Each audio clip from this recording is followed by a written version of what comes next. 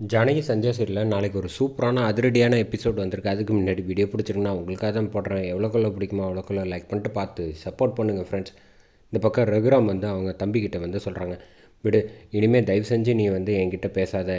எப்போவுமே வந்து நீ ஒருத்தனாவது என்ன பேச்சை வந்து கேட்பேன்னு நான் நம்பினேன். கடைசியில் நீயும் வந்து என்னை ஏமாற்றிட்டேன்னு நினைக்கும் போது வந்து எனக்கு ரொம்ப கஷ்டமாக இருக்குது அப்படின்னு சொன்னான். அண்ணன் அவசரப்படாதண்ணே, நான் சொல்கிறத முதல்ல கேளு, எதுவாக இருந்தாலும் நிதானமாக முடிவு பண்ணு அப்படிங்கிறாங்க. சிவராமன் பேச்சு வந்து எல்லா பக்கமும் நியாயம் இருந்தாலும் இந்த ரகுராம் வந்து துளி கூட வந்து கொஞ்சம் கூட காதில் வாங்காமல் ரகுராம் வந்து அவர் எடுத்தது தான் முடிவுன்னு நினச்சிக்கிட்டு இந்த பக்கம் செம கோவத்தில் வந்து பேசுகிறாங்க. பேசாத, நீ என்ன நினச்சிக்கிட்டு இருக்க? இந்த குடும்பத்தில் வந்து யார் வேணாலும் எப்படி வேணாலும் பேசலாம், ஆனால் நீ வந்து என் பக்கம் நிற்பேன்னு நான் ரொம்ப நம்பினேன்.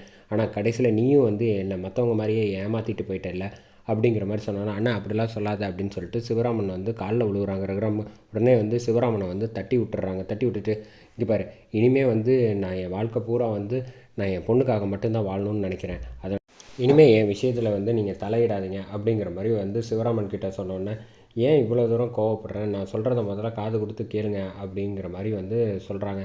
உடனே, இங்கே பாரு, எனக்கு எல்லாமே தெரியும், மற்றவங்க மாதிரி தான் நீயும் வந்து இந்த மாதிரி பண்ணிக்கிட்டு இருக்கேங்கிற விஷயம் என்னால் நம்பவே முடியல அப்படின்னு சொன்னோன்னே, இந்த பக்கம் ரகுராம் பேசுகிறது எல்லாத்தையும் வந்து இங்கே மாயாவும் சரி ஜானகி ரெண்டு பேருமே வந்து கேட்டுக்கிட்டு இருக்காங்க.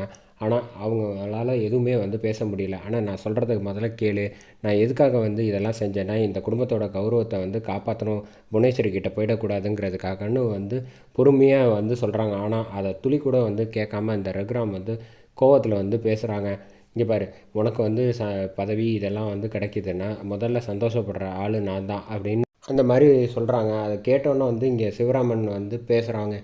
அப்புறம் ஏன்னா வந்து நான் சொல்கிறத கேட்க மாட்டேங்கிற அப்படிங்கிறப்ப மறுபடியும் ரகுராம் வந்து இனிமேல் என் பொண்ணுக்கு தவிர வேறு யார்கிட்டேயும் வந்து நான் வந்து பேசவும் போகிறது கிடையாது, எதுவும் கிடையாது, தயவு செஞ்சு சொல்கிறேன், மரியாதையை இந்த ரூமை விட்டு போ அப்படிங்கிற மாதிரி வந்து சிவராமனை வந்து சொன்னோன்னே இந்த பக்கம் வந்து எதுவுமே என்ன செய்கிறதுனே புரியாமல் இந்த பக்கம் சிவராமன் வந்து அழுதுகிட்டே வந்து வெளியில் வராங்க. வெளில வந்தோடனே இந்த பக்கம் ஜானகி வந்து சொல்கிறாங்க, அனி, நீங்கள் சொன்னீங்கன்னு நினச்சி தானே வந்து எல்லா விஷயம் சொன்னேன், ஆனால் அண்ணன் கடைசியில் என் மேலே வந்து கோவப்பட்டு என்ன வந்து இனிமேல் வந்து பார்க்க மாட்டேன் பேச மாட்டேன் அப்படிங்கிற மாதிரி வந்து சொல்லிடுறாங்களே, இது வந்து நான் எப்படி என்னால் அதை தாங்க முடியும், நான் அவருக்கு வந்து துரோகம் செய்கிறேங்கிற மாதிரி வந்து பேசினா இது நியாயமா அப்படிங்கிற மாதிரி வந்து ஜானகி கிட்ட சொன்னோன்னே, நீ ஒன்றும் கவலைப்படாத, இப்போதைக்கு அண்ணன் வந்து நம்ம மேலெல்லாம் கோவப்பட்டு இருக்கலாம், ஆனால் நிச்சயமாக வந்து உன் அண்ணன் உன்னை விட்டு கொடுக்க மாட்டான் அப்படிங்கிற மாதிரி வந்து ஜானகி வந்து சொன்னாலும் இந்த பக்கம் வந்து மனசு கேட்காம சிவராமன் வந்து வருத்தப்பட்டுக்கிட்டே வந்து போயிடுறாங்க.